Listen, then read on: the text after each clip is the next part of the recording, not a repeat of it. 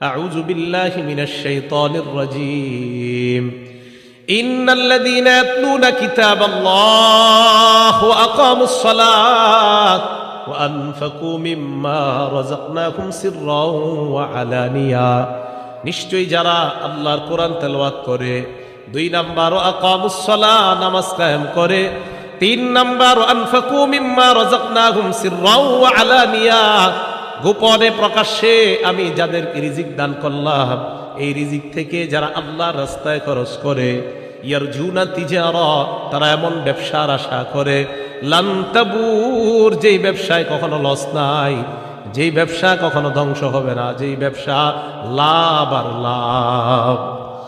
কোরআন পড়লে, নামাজ পড়লে, দান করলে কোনো লস নাই, তা লাভ কি? ফাতিরের 30 নম্বর আয়াতে আল্লাহ বলেন লিওয়াফিয়াহুম উজুরহুম, আল্লাহ তাদেরকে যেন তাদের পরিপূর্ণ প্রতিদান দিয়ে দেয়। ওয়ায়াজিদাহুম মিন ফাদলি, আল্লাহ যেন তাদেরকে প্রতিনিয়ত তাদেরকে অনুগ্রহ বৃদ্ধি করে দেয়। আয়াত প্রমাণ করে যেই ঘরের মধ্যে কোরআন তেলাওয়াত করা হয় ওই ঘরের মধ্যে যত সমস্যা অভাব অনটন আল্লাহ দূর করে দেয়। কোরআন পড়েন, সবাই কোরআন পড়েন। আগে কৃষকরাও সকালবেলা কোরআন পড়তো, সবাই কোরআন পড়তো আগে দেশ গ্রামে। 15-20 বছর আগে কোরআনের আওয়াজ ছিল। যেই মোবাইল আসলো হাতে হাতে এখন শুধু মাসালা জিগায়, মোবাইলে পড়লে হবে কি হবে না, এটা জিগাইতে জিগাইতে আর পড়ে না। হবে, অবশ্যই হবে, মোবাইলে পড়লেও হবে, কিন্তু পড়েননি। মোবাইলে পড়লে হবে কিন্তু পড়েন না তো। আল্লাহ আমাদেরকে কোরআন পড়ার তৌফিক দান করেন। 2 নাম্বার ফজিলত, কোরআনের সাথে যে মহব্বত লাগায়, কোরআনের সাথে যে ভালোবাসা স্থাপন করে, উনি যদি বস্তিরও হয় 10 তলার হয় তার দাম বেড়ে যায়। কি বললাম? বস্তির হইল দাম বেড়ে যায়। দলিল ইবনে মাজাহ হাদিসের একটা কিতাব আছে, এই কিতাবের 218 নাম্বার হাদিস, মুসলিম শরীফও আসছে হাদিসটা। হযরত ওমর ইবনুল খাত্তাব রাদিয়াল্লাহু তাআলা তখন আমিরুল মুমিনিন, তিনি মক্কায় একজনকে প্রশাসনিক কাজে দায়িত্ব দিলেন। যাকে দায়িত্ব দিলেন তার নাম রাফি ইবনু আব্দুল হারিস। শুধু রাফি মনে রাখলে চলবে, রাফি বলেন কি নাম? ওনাকে মক্কার প্রশাসনিক কাজের দায়িত্ব দিলেন ওমর ইবনুল খাত্তাব।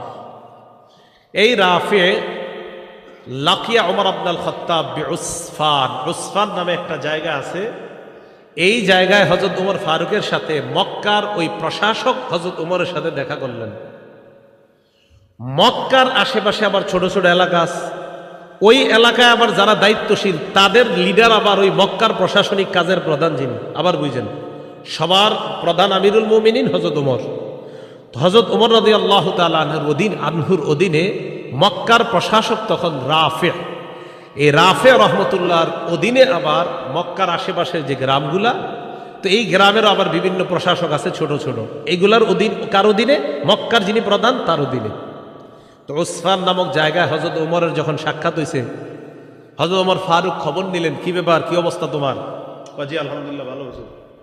হযরত ওমর ফারুক বললেন, মানিস্তাখলাফতা আলা আহলিল ওয়াদি, মক্কার আশেপাশে গ্রাম, এই গ্রামগুলোর মধ্যে তুমি কাকে প্রশাসক বানাইছ? রাফে জবাব দিলেন, ইবনে আবজা, আমি যাকে প্রশাসক বানিয়েছি তার নাম হলো ইবনু আবজা। বলেন ইবনে আবজা, কি নাম? হযরত ওমর কয়, এটা আবার কে? মান ইবনু আবজা, ইবনে আবজা আবার কে? রাফে জবাব দেয়, রাজুলুম মিন মাওয়ালিনা, তিনি হলেন আমাদের একজন আজাদকৃত গোলাম। আজাদকৃত। হযরত ওমর ফারুক বললেন, এটা আবার কি করলা? ফাস্তাখলাফতা আলা আহলিল ওয়াদি রাজুলাম মিন মাওয়ালিকুম, একজন গোলামকে তোমরা প্রশাসক বানায়া দিলা, একজন গোলামকে তুমি এত বড় দায়িত্ব দিয়ে দিলা। রাফে রহমতুল্লাহ জবাব দেয়, আমিরুল মুমিনিন তিনি যদিও গোলাম, তার মধ্যে আলাদা 3টা গুণ আছে। কয়টা? 1 নাম্বার, ইন্নাহু লাকারিউল লিকিতাবিল্লাহ, তিনি আল্লাহর কোরআনের অভিজ্ঞ ব্যক্তি। 2 নাম্বার, আলিমুন বিল ফারাইজ, ইলমুল ফারাইজের ব্যাপারে তার অনেক দক্ষতা। 3 নাম্বার, কাযিন, উনি বিচার সুন্দর করতে পারে। আমিরুল মুমিনিন, এই 3 গুণ থাকার কারণে আমি তাকে গ্রাম্য প্রশাসনিক কাজের দায়িত্বে নিয়োজিত করে দিলাম। ওমর ফারুক বলেন, আসল কথা হলো আমা ইন্না নবিয়াকুম সাল্লাল্লাহু আলাইহি ওয়াসাল্লাম ক্বাল, নবীজি বলেছেন, ইন্নাল্লাহা ইয়ারফাউ বিহাদাল কিতাবি আকওয়ামা, কোরআন এমন অনেক কিতাব, এই কিতাবের সাথে যার সম্পর্ক তৈরি হয়ে যায়, গোলামও যদি কোরআনের সাথে সম্পর্ক তৈরি করে নেয়, ইয়ারফাউ বিহাদাল কিতাবি আকওয়ামা, আল্লাহ কোরআনের কারণে ওই মানুষগুলার মর্যাদা বাড়ায়া দেয়। গোলাম কোরআনের সাথে সম্পর্ক রাখছে, মর্যাদা বেড়ে গেছে। আমাদের দেশে যে ছেলেগুলো আন্তর্জাতিকভাবে নাম করতেছে, বেশিরভাগের ইতিহাস তালাশ করেন, এদের মা বাবা তো বড় লোক না, ধনী না। এই যে কয়দিন আগে যে তাকরিম ছেলেটা, ওদের বাড়ি হলো সিরাজগঞ্জ, ছিল চরে বাড়িঘর সব নিয়ে নিছে আপনার ওই যে নদীর পানিতে, এরপরে নাগরপুরা এসে বাড়ি করছে টাঙ্গাইল। এই বাড়ি দেখবেন একদম কি অবস্থা বাড়ির। তো এই ছেলে কোরআনের সাথে তার সম্পর্ক লাগার কারণে সারা দুনিয়া, ও অথচ টিনের ঘরে থাকে কিন্তু ওর নাম পুরা দুনিয়া জানে। কোরআন, তাহলে কোরআন সম্মান বাড়া না? কোরআন সম্মান। অনেক 20 তালার মালিকরা আপনারা চিনেন না, কেউ এরকম আছে যে 10টা বাড়ির মালিক কেউ নাম জানেন না, কিন্তু এই যে টিনের ঘরের ছেলেটার নাম পুরা দুনিয়া জানে। কোরআন, কোরআনের সাথে যার সম্পর্ক লাগবে তার মর্যাদা বেড়ে যাবে। ইন্নাল্লাহা ইয়ারফাউ বিহাদাল কিতাবি আকওয়ামা, নিশ্চয় আল্লাহ পাক রব্বুল আলামিন এই কোরআনের মাধ্যমে, এই কিতাবের মাধ্যমে একদল মানুষকে মর্যাদা বাড়ায় দেয়, সম্মানিত করে দেয়। ওয়ায়াদউ বিহি আখারিন, আরেক দলকে আল্লাহ লাঞ্ছিত করে দেয়। আপনারাও দেখেন আপনাদের এলাকার এই যে ফরিদপুরের হযরত মাওলানা শেখুল হাদিস আব্দুল গাফফার সাহেবকে কে না চিনে বলেন, অথচ আপনাদের এই ফরিদপুরের অনেক ধনী মানুষকে আপনারা কেউ চিনেন না। তো বলতেছিলাম, কোরআনের সাথে যাদের সম্পর্ক লাগবে তাদের মর্যাদা বেড়ে যাবে। এগুলো 2 নাম্বার কথা। আবার কোরআনের সাথে সম্পর্ক রাখা যদি বেয়াদবি করে, তাদেরকে আল্লাহ লাঞ্ছিত করে। ওয়ায়াদউ বিহি আখারিন, অপর দলকে আল্লাহ লাঞ্ছিত করে। আল্লাহ কোরআনের সাথে মহব্বত রেখে কোরআন অনুযায়ী চলার তৌফিক দান করেন। 3 নাম্বার, কোরআনের একটা অক্ষর যদি কেউ পড়ে, তার আমল নামায় 10টা সওয়াব লেখা হয়ে যায়। তিরমিজি শরীফের 2910 নাম্বার হাদিসের বর্ণনা, ক্বালা রাসূলুল্লাহ সাল্লাল্লাহু আলাইহি ওয়াসাল্লাম, আল্লাহ নবী বলেন, মান ক্বারা হারফাম মিন কিতাবিল্লাহ ফালাহু বিহি হাসানা ওয়াল হাসানাতু বিআশরি আমসালিহা। নবীজি বলেন, কোরআনের একটা অক্ষর যদি কেউ পড়ে, তার আমল নামার সাথে সাথে 10টা সওয়াব লিপিবদ্ধ হয়ে যায়। পড়েন আমার সাথে, আলিফ লাম মিম। সবাই পড়ছেন না? আল্লাহ নবী বলেন, লা আকুলু আলিফ লাম মিম হারফুন, আলিফ লাম মিম পুরাটা একটা অক্ষর, এটা আমি বলি না। ওয়ালাকিন আলিফুন হারফুন, আলিফ একটা অক্ষর, লামুন হারফুন, লাম একটা অক্ষর, মিমুন হারফুন, মিম আর একটা অক্ষর। এই আলিফ লাম মিম তোমরা পড়লা, আল্লাহ নবী বলেন তোমাদের আমল নামায় 30টা সওয়াব লিপিবদ্ধ হয়ে গিয়েছে। 4 নাম্বার, কোরআন যে পড়ায় আর যে পড়ে তাদেরকে নবী দুনিয়ার সর্বোত্তম ব্যক্তি বলছে। কোরআন যে পড়ে আর যে পড়ায় তাদেরকে দুনিয়ার সর্বোত্তম ব্যক্তি বলছে।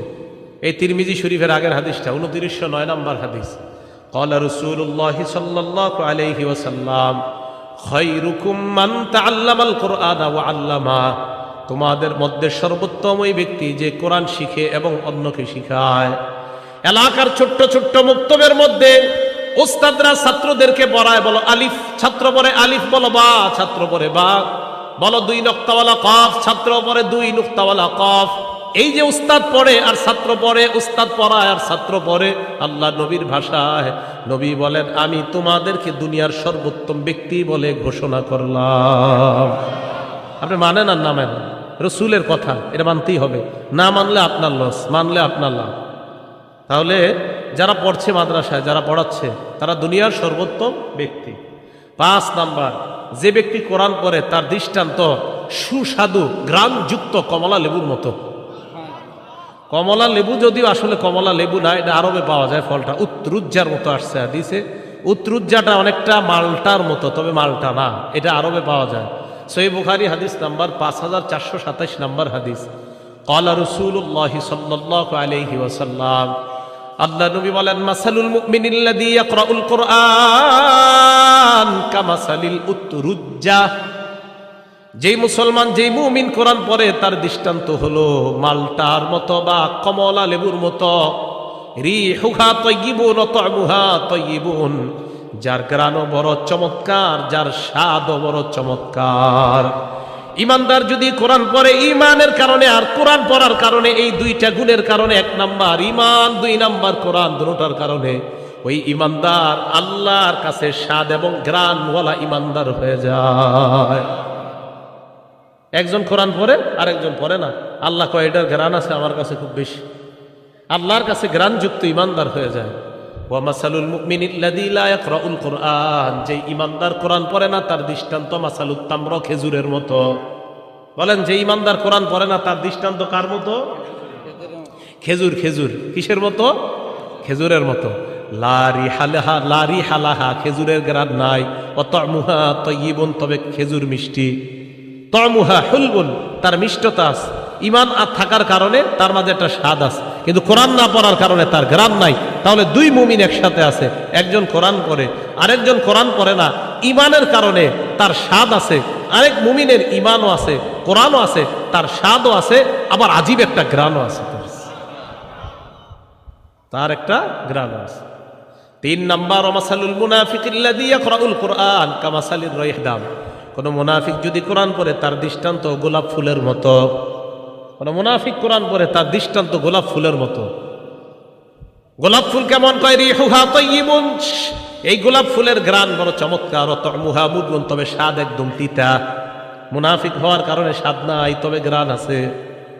4 নাম্বার মাসালুল মুনাফিকিল্লাযী লা ইয়াকরাউল কুরআন, যে মুনাফিক সমাজে বইলা বেড়ায় আমি ইমানদার, আসলে ইমানদার না, দিলেও ইমান নাই, মুখে শুধু বলে ইমানদার। 1 নাম্বার তার মুনাফিকি পরিচয়। 2 নাম্বার সে কোরআন পড়ে না, নামাজও পড়ে না, কোরআনও পড়ে না। তার দৃষ্টান্ত কামাসালিল হানজালা, মাকাল ফলের মতো। যে মাকাল ফলের ঘ্রাণও নাই, তার স্বাদ একদম তিতা। তাহলে যেই ইমানদার কোরআন পড়ে তার দৃষ্টান্ত গ্রানওয়ালা এবং স্বাদওয়ালা ফলের মতো।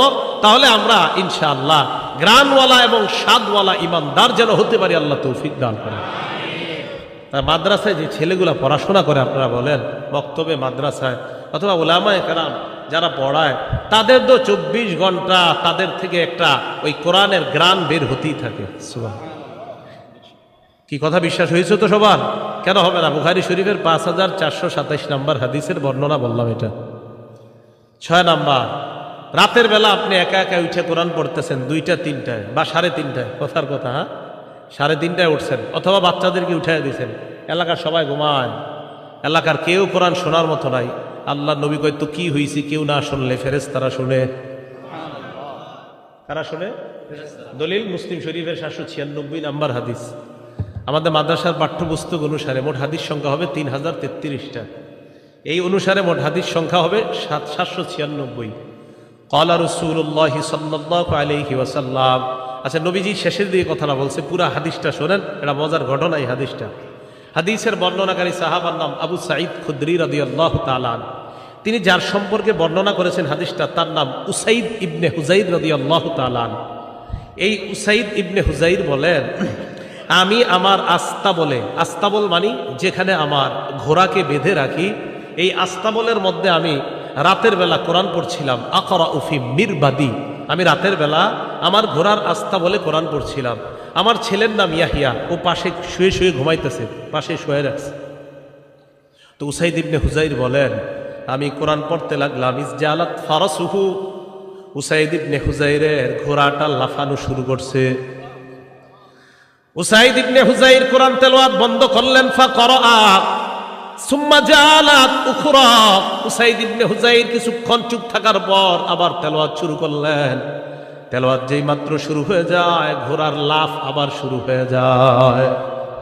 ঘটনা কি?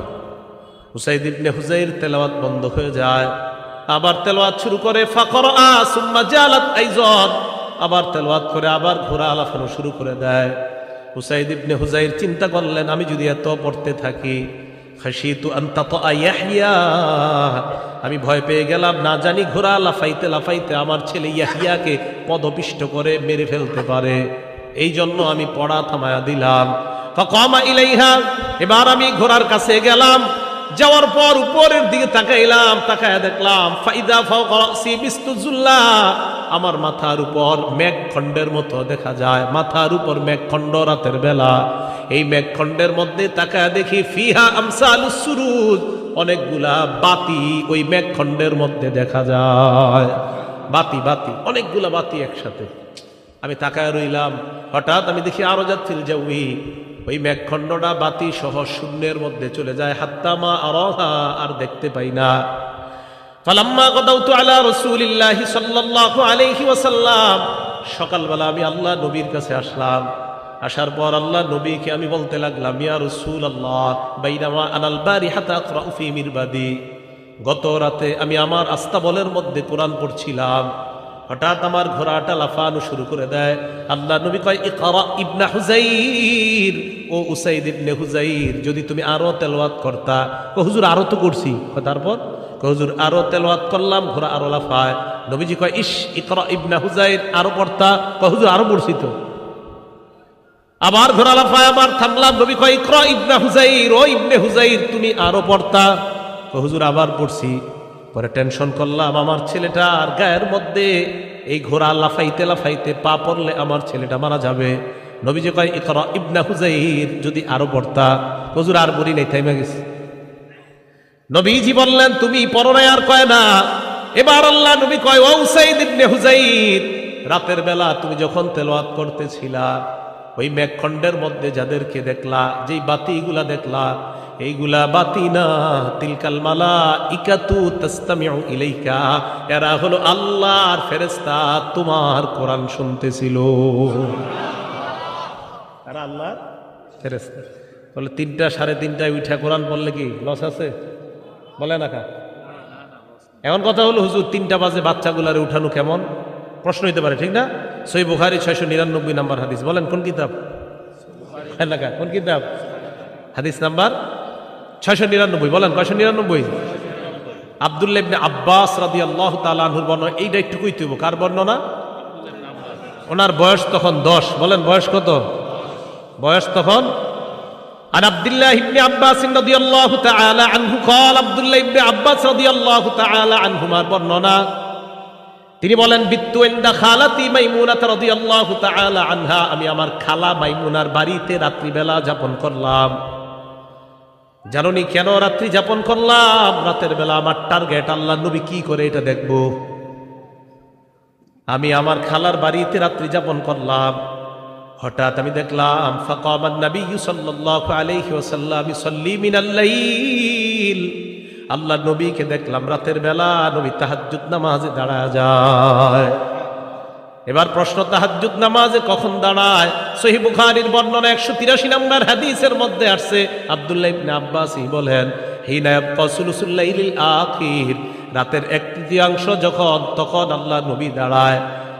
আরেকটা বর্ণনা, আল্লাহ নবী যখন দাঁড়িয়েছেন, হাত্তা ইদান তাসাফাল লাইল, রাত যখন অর্ধেক হয়ে যায়, এই অর্ধেক হওয়ার পর বিলাইলিন ক্বাবলাহু বিলাইলিন আও বাদাহু, হয়তো রাতের ওই অর্ধেক হওয়ার একটু আগে অথবা রাত অর্ধেক হওয়ার একটু পরে আল্লাহ নবী জাগ্রত হইলেন।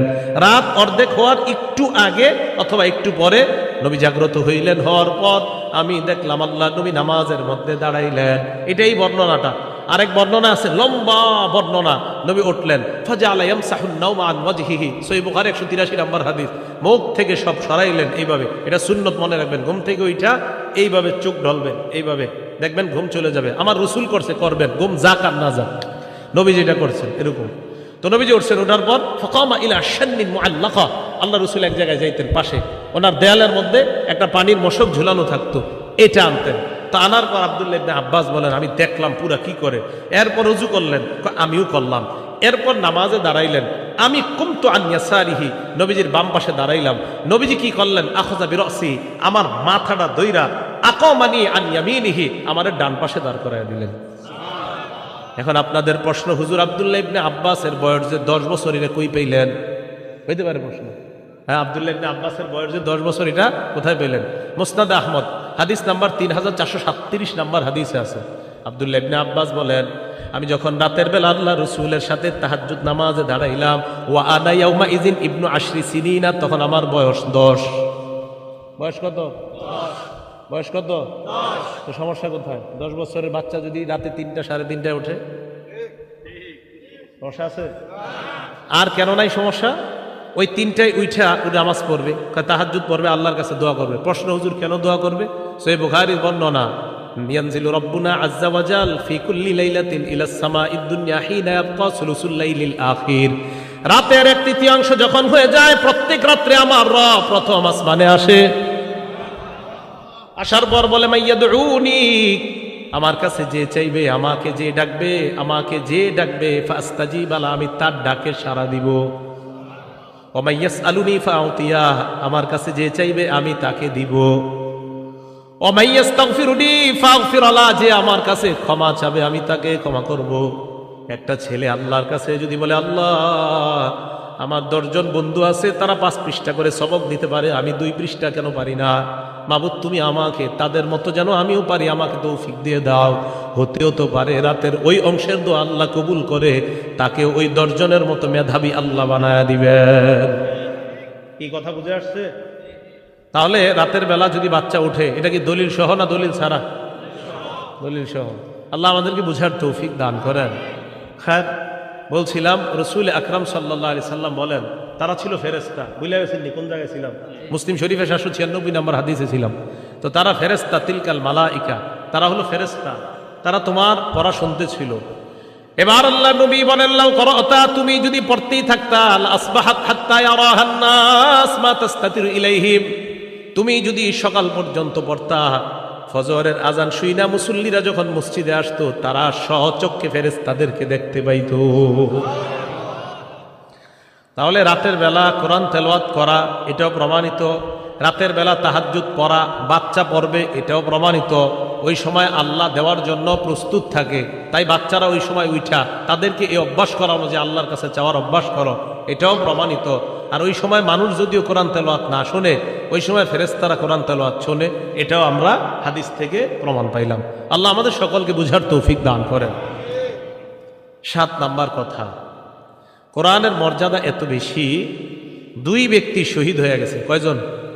2 জন শহীদ হয়েছে। এই 2 জন শহীদ হওয়ার পর কারে কবরে রাখবে? এক কবরে রাখবে 2 জন আর কি।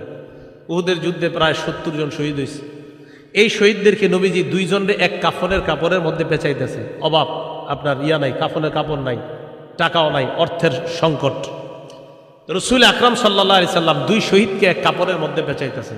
সহিহ বুখারীর 1343 নম্বর হাদিস, 1343, 1343। এই হাদিসে আসছে, কারণ নবী সাল্লাল্লাহু আলাইহি ওয়াসাল্লাম ইয়াজমাউ বাইনার রাজুলাইনি মিন কতলা উহুদিন ফি সাওবিন ওয়াহিদ।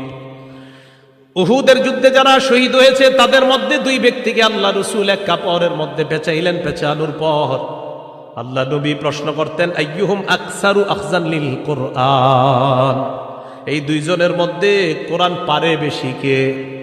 ফাইদা উশিরা ইলা আহাদিহিমা, সাহাবাদের মধ্যে যখন বলা হইতো, ইয়া রাসূলুল্লাহ এই 2 জনের মধ্যে ওমকে কোরআন বেশি পারে, আল্লাহ নবী কবরে রাখার সময় কদ্দামাহু ফিল লাহদি, ওই কোরআনওয়ালা শহীদকে আল্লাহ নবী প্রাধান্য দিয়ে কবরের মধ্যে রাখতেন।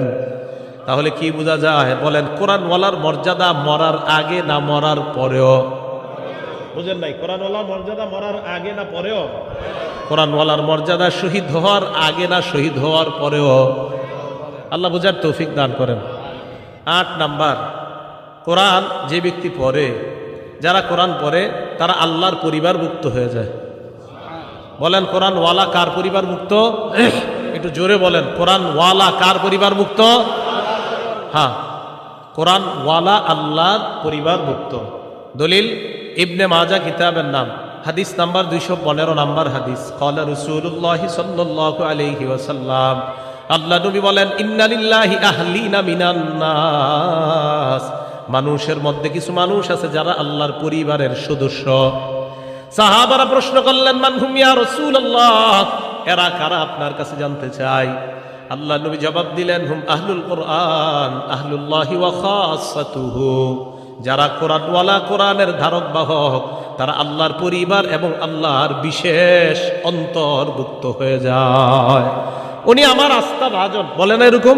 উনি প্রধানমন্ত্রীর আস্থা ভাজন।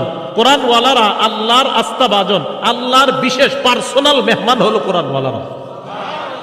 আর আমরা সবাই কার বান্দা? আমরা সবাই কার বান্দা? আল্লাহর বান্দা। আমাদের মধ্যে যারা হাফেজে কোরআন, তারা আল্লাহর পার্সোনাল বান্দা, বিশেষ খাসসাতুহু, এরা আমার পার্সোনাল, এরা প্রাইভেট আমার। তাহলে কোরআনওয়ালার মর্যাদা আল্লাহ দেয়, রসুল দেয়, আমরা দিতে সমস্যা কোথায়? আল্লাহ বুঝার তৌফিক দান করেন। 9 নাম্বার, কোরআনওয়ালাকে সম্মান করা। একজন হাফেজে কোরআনকে সম্মান করা মানে আল্লাহকে সম্মান করা। বলেন বলেন, কোরআনওয়ালাকে সম্মান করা, বলেন আল্লাহকে সম্মান করা। আবার বলেন, কোরআনওয়ালাকে সম্মান করা, আল্লাহকে সম্মান করা। আবু দাউদ শরীফ হাদিস নাম্বার 4843 নাম্বার হাদিস। ক্বালা রাসূলুল্লাহ সাল্লাল্লাহু আলাইহি ওয়াসাল্লাম, আল্লাহ নবী বলেন, ইন্না মিন ইজলালিল্লাহ ইকরামা যিস শাইবাতিল মুসলিম, সাদা দাড়িওয়ালাকে সম্মান করা, ওয়া হামিলিল কোরআন, কোরআনওয়ালাকে সম্মান করা, ওয়া ইকরামা বিস সুলতানিল মুকসিত, ন্যায়পরায়ণ শাসককে সম্মান করা মানে আল্লাহকে সম্মান করা। বলেন, সাদা দাড়িওয়ালারে সম্মান করা মানে কারে সম্মান করা? হাফেজে কোরআনকে সম্মান করা মানে কাকে সম্মান করা? ইনসাফওয়ালা ন্যায়পরায়ণ শাসককে সম্মান করা মানে কাকে সম্মান করা? তাহলে 3 ব্যক্তিকে সম্মান করা মানে আল্লাহকে সম্মান করা। 1 নাম্বার সাদা দাড়িওয়ালা মুরব্বী, একে সম্মান করা মানে আল্লাহকে সম্মান করা। 2 নাম্বার হামিল কোরআন, যারা কোরআনের ধারক বাহক। সাদা দাড়িওয়ালা যারা দেখবেন, এদের দেখলে আলাদা একটা মায়া লাগে। এই যে ডিআইটি মসজিদের খতিব হুজুর এতবার আলোচনা করছে, হুজুরে দেখবেন দাড়িটার দিকে তাকাইলে একটা মায়া লাগে, আলাদা একটা মায়া কাজ করে। আপনারা দেখবেন উনি বয়ান কি করছে, হ্যাঁ ওইটা না শুনে দেখবেন অনেকে এরকম যে আরে দাড়িটাই তো এত সুন্দর লাগে। আমি অনেক সময় বলি আল্লাহওয়ালাদের মজলিসে যাওয়ার জন্য, শুধু এই কারণে আমি বলি যে আল্লাহওয়ালাদের মজলিসে যাবেন। হুজুর অনেক সময় যায়া যদি সামনাসামনি না বইতে পারি কথা বুঝি না। আমি কেন? অনেক সময় অনেক জায়গার মাইকের সমস্যা থাকার কারণে 3-4 তলা মসজিদে কথা বোঝা যায় না। আমি কই চেষ্টা করবেন আল্লাহওয়ালাদের মজলিসে গিয়া কি বলে ওইটা জানা দরকার নাই, খালি তাকায় থাকবেন, কতক্ষণ শুধু তাকায় থাকবেন, এইভাবে দেখতে থাকবেন। এই সাদা দাড়িওয়ালা আল্লাহওয়ালাদের দিকে শুধু তাকায় থাকবেন। এই যে তাকায় থাকবেন দেখবেন ভিতরে পরিবর্তন শুরু হয়ে গেছে। এটা আল্লাহওয়ালাদের একটা আজীব আল্লাহর সাথে সম্পর্ক। তো সাদা দাড়িওয়ালাদেরকে দেখলে দেখবেন অটোমেটিক অন্তর একটা শ্রদ্ধা তৈরি হয়ে যায়। রাসূল আকরাম সাল্লাল্লাহু আলাইহি সাল্লাম বললেন, সাদা দাড়িওয়ালাকে সম্মান করা, কোরআনওয়ালাকে সম্মান করা, আর ইনসাফগার ন্যায়পরায়ণ শাসককে সম্মান করা মানে কাকে সম্মান করা?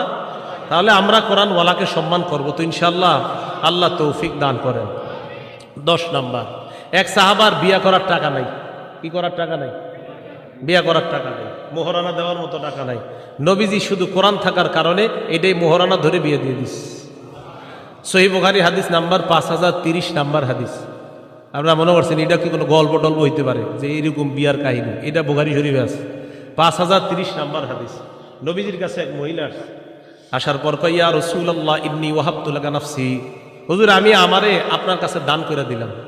আমাদের আয়েশা সিদ্দিকা এগুলা যখন দেখতো, কোনো মহিলা এসে বলতো, হুজুর আমি নিজেরে আপনার কাছে দান করে দিছি, বলতো আচ্ছা মহিলাদের শরম করে না আপনার এগুলা কয় আয়েশা? এরকম বলতেন। আচ্ছা যাই হোক, তা এক মহিলা এসে কয়, হুজুর আর এটা আল্লাহর ফয়সালা, আল্লাহ তাআলা আমাদের নবীজির ব্যাপারে ফয়সালা করেছিলেন, কোনো নারী যদি আপনাকে নিজের দান করে দেয় আপনি অধিকার রাখেন এই নারীর ব্যাপারে, এটা আল্লাহ তাআলা ফয়সালা করছে। তো যাই হোক, এক মহিলা এসে বলতেছে, হুজুর আমি নিজেকে আপনার জন্য দান করে দিলাম। নবী সাল্লাল্লাহু আলাইহি সাল্লাম মহিলার কথা শুনে নিচের দিকে মাথা দিলেন। এক সাহাবা দাঁড়ায় কয়, হুজুর ইনলাম ইয়াকুন লাকা ফিহা হাজা, হুজুর মহিলা আপনারা যা বলছে, আপনার যদি এখানে কোনো আগ্রহ না থাকে, হুজুর জাওবিজিনিহা, এই মহিলাটারে আমার সাথে বিয়ে দিয়ে দেন। নবী সাল্লাল্লাহু আলাইহি সাল্লাম কয়, তোমার সাথে বিয়ে দিয়ে দিব? কয় জি হুজুর। মাজা ইন্দাকা, কি আছে তোমার? টাকা পয়সা আসেনি? লা ইয়া রাসূলুল্লাহ, আল্লাহর কসম হুজুর কিছু নাই। নবীজি বললেন, ইযহাব ইলা আহলিকা ফানজুর, বাসা যাও দেখো তোমার হাল ইন্দাকা মিন শাইইন, কিছু আছে কিনা দেখো, তালাশ করে। ওয়ালাউ খাতিমাম মিন হাদিদ, লোহার একটা আংটিও যদি হয় তালাশ করে পাইলে আমার কাছে নিয়ে আসো। সাহাবা আয়েশা কয়, হুজুর লোহার আংটিও নাই, আমার কাছে সবচেয়ে মূল্যবান দামি জিনিস হলো আমার এই লুঙ্গিটা। কথাগুলা শুধু শুধু শুনতেছেন এই নিয়তে শুই না, নামাজ মাঝে একটু ভাইবেনও। এক সাহাবা নবীজির কয়, হুজুর লুঙ্গিটা ছাড়া কিছু নেই। তাদের দিলগুলা কত সাফ ছিল, ঠিক না? কত সাফ দিলওয়ালা মানুষ ছিলেন তারা। হুজুর এই লুঙ্গিটা ছাড়া আর কিছু নেই। নবী সাল্লাল্লাহু আলাইহি সাল্লাম কয়, লুঙ্গিটা এত সাফ ছিল। একটা হাদিস মনে পড়ে গেছে, শোনায় দিই। তিরমিজি শরীফের 3375 নম্বর হাদিস। এক সাহাবা নবীজির কাছে আসছে, আসার পর কয়, ইয়া রাসূলুল্লাহ ইন্না শারা'i আল ইসলাম কদ কাসুরাত আলাইয়া, হুজুর ইসলামের এত বিধিবিধান আমি মুখস্থ রাখতে পারি না। কত সহজ সরল দেখেন। নবীজি কয় তো কি করবো এখন কও? হুজুর আখবিরনি বিআমালিন, এমন একটা আমল আমার সংক্ষেপে শিখাইয়া দেন, আতাশাব্বাতু বিহি, আমি যেটা সবসময় আমল করতে পারি, যেহেতু সব মনে রাখতে পারি না, সংক্ষেপে একটা শিখাইয়া দেন যেটা আমলও করতে পারি, মনেও রাখতে পারি, আর মরলে যেন হুজুর তাড়াতাড়ি জান্নাতে যেতে পারি। নবী সাল্লাল্লাহু আলাইহি সাল্লাম কয় লা ইয়াজালু লিসানুকা রাতবাম মিন যিকরিল্লাহ, তোমার এই জিহ্বাটা সর্বদা যেন আল্লাহর জিকিরে তরু তাজা হয়ে যায়। জিহ্বাটা সর্বদা আল্লাহর জিকির দ্বারা ভিজিয়ে রাখবা, আল্লাহর জিকির দ্বারা সিক্ত রাখবা, মরবা আর আল্লাহর জান্নাতে প্রবেশ করবা। খুব সহজ সরল ছিলেন সাহাবায়ে কেরাম। যাই বলতেছিলাম তোকে হুজুর লুঙ্গিটা ছাড়া আমার কিছু নেই। আল্লাহ নবী কয়, আরে মিয়া তোমার এই লুঙ্গি যদি মোহর দাও, এটা কাইটা যদি অর্ধেক দাও, অর্ধেক দিয়ে তো কষ্ট হবে তোমার পড়তে, আর অর্ধেক যদি তোমার বউরে দাও, না যাও বিয়া হবে না। কথা কিন্তু শেষ। নবীজি ডাক দিলেন, এই শোনো শোনো শোনো, হাল মা কামিনাল কোরআন, তো বিমাজা মা কামিনাল কোরআন, অথবা মা কামিনাল কোরআন, কোরআনের কিছু পারোনি তুমি? সাহাবা কয়, হুজুর জি সূরাতুন কাজা ওয়া কাজা, ওই সূরাটা আমার মুখস্থ আছে। আল্লাহ রাসূল কয় মাল্লাকতুকা হা বিমা মা কামিনাল কোরআন, শুধু কোরআনের কয়েকটা সূরা মুখস্থ পারো, এটাই মোহরানা ধরে তুমি এই মেয়েটাকে শিখাইয়া দিবা, বাস এটাই মোহরানা, মেয়েটাকে তোমার সাথে আমি বিয়ে দিয়ে দিলাম।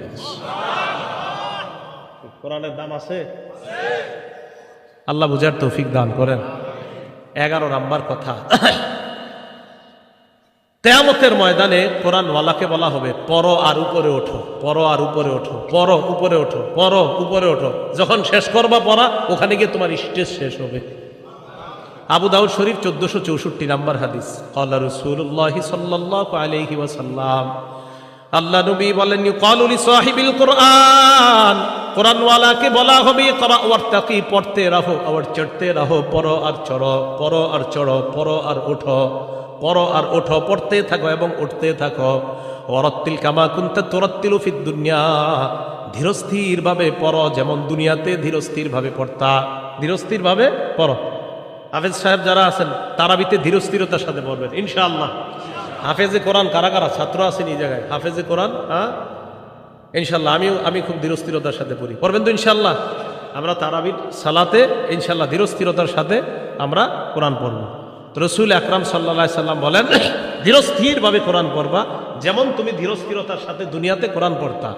ফাইন্না মানজিলাকা ইনদা আখিরি আয়াতিন তাকরাউহা, তোমার শেষ সীমানা হলো তুমি যেই জায়গায় শেষ আয়াতটা পড়বা, ওই আয়াত শেষ করবা, ওটাই হবে তোমার শেষ সীমানা। হাফেজে কোরআন সূরা ফাতিহা শুরু করবে, নাসে গিয়ে যদি শেষ হয়, তার মর্যাদা হবে 6236টা। কয়টা? 6200। ওলামা ছাড়া অন্যরা বলেন 6236 না 6666 নাকি 66? বলেন আমার সাথে, বলেন 6000, বলেন 666। এটা প্রসিদ্ধ, বলেন এটা প্রসিদ্ধ। 6236 এটা বিশুদ্ধ। বলে একটা প্রসিদ্ধ আর একটা বিশুদ্ধ। প্রসিদ্ধটা উচিত মানা না বিশুদ্ধটা? আল্লাহ বুঝার তৌফিক দান করেন। তাহলে 6666 প্রসিদ্ধ, 6236 বিশুদ্ধ। হ্যাঁ আজকে বাসায় গিয়ে গনেন, গনলে 6236টাই হবে। তো ঠিক আছে, হাফেজে কোরআন পড়তে পড়তে যখন শেষ আয়াত পড়বে, ওটাই হবে তার শেষ সীমানা, ওই মর্যাদায় আল্লাহ তাকে অধিষ্ঠিত করবেন।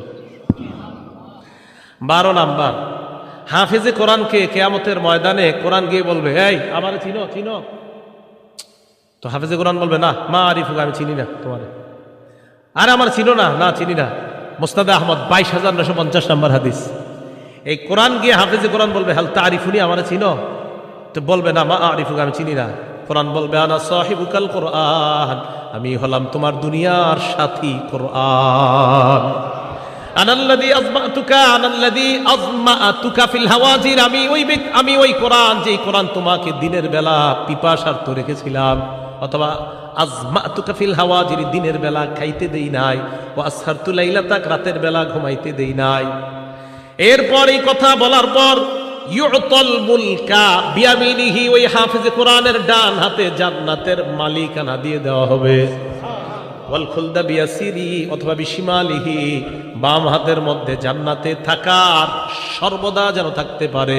প্রথমে মালিকানা, এরপর হলো রেজিস্টার, প্রথমে মালিকানা, সেল পারমিশন, প্রথমে মালিকানা। আপনারা জায়গা জমিন কিনলে সেল পারমিশন, এরপরে আপনারা যান, টিন লাগে, টিন লাগার পর রেজিস্ট্রেশন করতে হয়। হাফেজে কোরআনের ডান হাতে মালিকানা দেওয়ার পর ওয়াল খুলদা বিশিমালিহি, বাম হাতে জান্নাতে চিরস্থায়ীভাবে থাকার সার্টিফিকেট দেওয়া হবে। তার মাথার মধ্যে সম্মানের মুকুট পরিয়ে দেওয়া হবে। দুনিয়ার মধ্যে যদি কোনো হাফেজে কোরআনের কোনো দাম নাও থাকে, আখেরাতে কিন্তু তার মাথায় সম্মানের মুকুট। মানে আমাদের চোখে যদিও মনে হয় যে হাফেজে কোরআনের দাম নাই। আচ্ছা আপনারা বলেন তো, বাংলাদেশের নামটা সারা পৃথিবীতে সবচেয়ে উজ্জ্বল করছে কারা? এই কথাটা, এটা আপনি মানেন বা না মানেন, এটাই সত্যি কথা। তাহলে কি বোঝা গেল? তো এই ব্যক্তিকে দেওয়ার পর এটা তো হইল ওয়ায়ুকসা ওয়ালিদাহু হুল্লাতাইন, তার মা বাবা তাদেরকে এমন 2 জোড়া পোশাক পরায় দেওয়া হবে। লা ইউকাউবিমু লাহুমা আহলুদ দুনিয়া, দুনিয়ার সবাই মিলেও এই 2 জোড়া পোশাকের মূল্য দিতে পারবে না। আর মা বাবা তো গরিব, একটা কথার কথা, বড় লোক হইলেও হবে, গরিব হইলেও তো একটা কথার কথা। আমার মানে মনে হয় এই জায়গাটা, বড় লোক মানুষ উনি হইলে তো না, উনি বুঝতে পারবে যে আমারে আল্লাহ তাআলা এত সম্মান দিলেন। তো গরিব যদি হয় ও তো আজীব হয়ে যাবে, বিমা খুশি না হাজিহি। আরে আমগরে এইগুলা পড়ানো হয়েছে কেন? জবাব দেওয়া হবে, লিয়াখজি ওয়ালাদিকুমাল কোরআন, তোমাদের সন্তান কোরআন ধারণ করছে, এই কারণে আল্লাহর পক্ষ থেকে তোমাদেরকে এই সম্মান দেওয়া হলো। তাহলে কোরআন যিনি গ্রহণ করে তার মর্যাদা আছে শুধু না, তার মা বাবারও মর্যাদা আছে। প্রত্যেক ঘরে ঘরে অন্তত একজন সন্তান হাফেজে কোরআন বানান, আল্লাহ তৌফিক দান করেন। এই গেল আপনার 12 নাম্বার কথা। 13 নাম্বার কথা, কোরআন কিয়ামতের ময়দানে কোরআন ওয়ালার জন্য সুপারিশ করবে। সহিহ ইবনে হিব্বান 124 নাম্বার হাদিস, ক্বালা রাসূলুল্লাহ সাল্লাল্লাহু